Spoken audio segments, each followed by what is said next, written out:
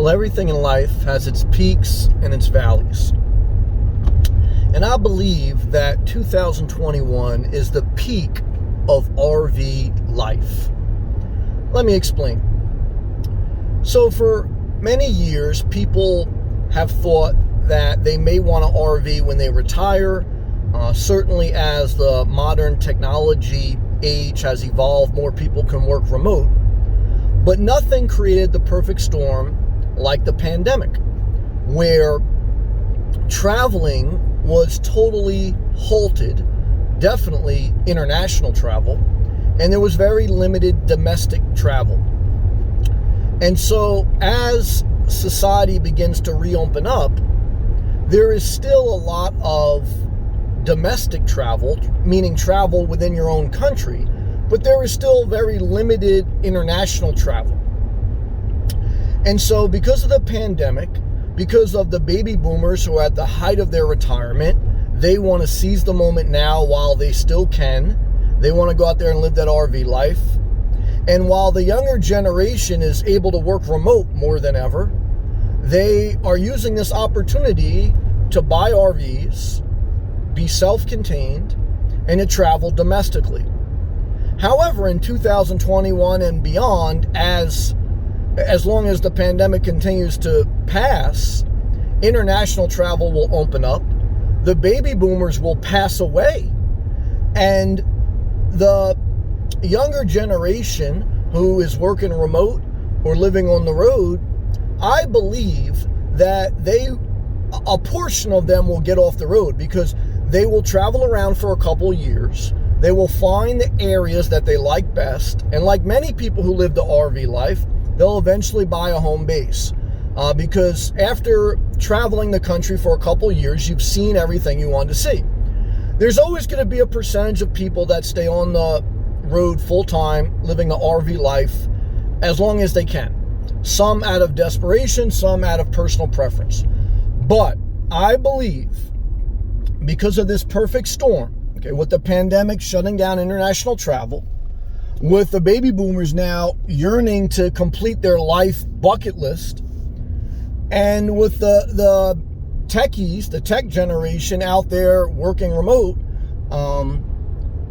we're just at the peak because the baby boomers, not only are they going to check this off the bucket list, but they're going to kick the bucket. Within the next 10 years, most of the baby boomers will begin to pass away. And that's going to leave a vacuum.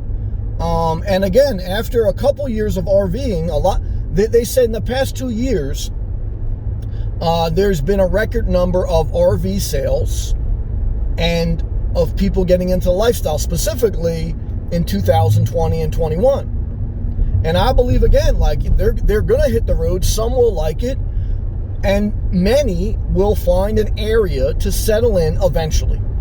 So this, I believe, 2021, because of those reasons, is the peak of RV life. And I believe over the course of the next 2 to 6 years max, it's going to downslope. And that's just the reality. I think, again, that's my opinion. No one knows the future. So let's talk about now, what should you do if you want to get into the RV lifestyle? Well, this is actually good news because one is, if we're at the peak, it's as crowded as it'll ever be on the road. And I think there's a strong case to be made for the baby boomers passing away because statistically, that's truth, not opinion. Statistically, the average life expectancy is 80. So statistically, the vast majority of people on the road, based on the data we have, are the retirees. And within the next 10 years, max, a big portion of them will pass away. And even the portion that don't pass away, they're not going to be on the road full time. They're going to have to settle into a house or go into assisted living. So that will open up more spaces. It will open up more capacity. And beyond just the capacity of having open campgrounds, the supply chain, which was shut down during the pandemic, factories closed down, parts were not being made or shipped. The supply chain is going to continue to open up. You're going to get more supply. The demand is going to go down. And that's going to open things up, because the peak means there's a lot of demand, there's low supply, and we know why, because of the pandemic and the things I mentioned. And that pushes prices, it pushes crowds all up.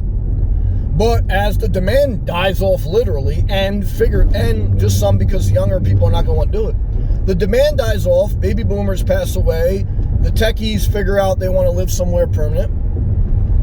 The supply chain opens up, people are working back in factories, parts are getting shipped. Now you're no longer in the peak, you're the new normal. You're in the new normal. So if you want an RV, I would still say it's a good time, because I think if you can handle the crowds, the prices, and the demand of 2021, you should be able to handle the future. So, that's the philosophy, I believe, based on good information, a good thought process. I believe everything I said has a level of reason in it, with the understanding no one can predict the future, but we know, again, that the birth rates are not increasing. The baby boomers are not getting younger, okay? And we know that even if you're middle age, the average life expectancy, the average nomad life expectancy of someone living full-time on the road for more than 2 or 3 years, if you know anyone and if you see them, it's not the average. They spend a couple years on the road to travel the country, to explore, and then they want to settle into an area they like best, and they will travel on a recreational basis, meaning a vacation basis, in their recreational vehicle. Because again, remember, RV stands for recreational vehicle, a part-time thing done to go on vacation or to explore, not a full-time living, which kind of now #RV life is like full-time RV. That's not, it's not going to be the norm. And so, I think you should be encouraged if you want to get into the RV lifestyle, because I think you'll be fine. And if you want to, whatever, those are just thoughts. Again, everything is individual, right? Everyone has their own way to live life. But I wanted to share some thoughts, because there is an anxiety, a FOMO.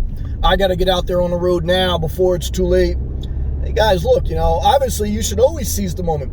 Every big event, 9/11, it caused people to say, oh man, I got to live my life. The pandemic, everything makes, when you have a tragedy, when you go through a health scare, when someone passes, it wakes you up to the fact that you are not going to live forever, no matter who you are, no matter what generation. So when you start to understand that reality, then you start to put a fire under your ass and start living the life you want. And that's a good thing. And if the RV life is something you want, if you've researched it, if you've run the numbers, calculated the cost, and if you've done maybe a little bit of trial, you took some vacations, some weekend trips, and you can see yourself living that lifestyle, and you have an exit strategy, then I say go for it. Because you want to have an exit strategy. You want to have enough money saved.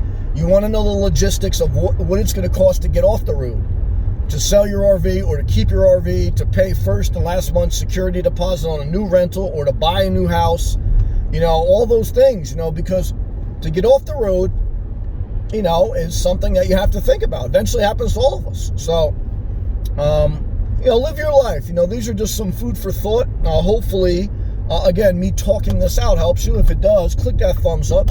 If you want to support the channel, click the blue join button. Check out my playlist. It talks about the nomad life. I've done reviews of RVs. I've done reviews of campgrounds. And, I figured out, look, for a young single person, keep it simple on the road. Keep it simple on the road, because you won't always be on the road.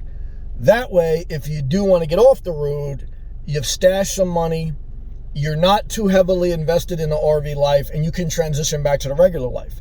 Now, if you spend a couple years on the road full time and you really love it, then you can invest more in making your rig, making your setup more comfortable, more luxurious. But I wouldn't do that initially, because again, most people don't spend more than 2 to 3 years full time on the road. It's just the reality of what I've seen. I've lived this life.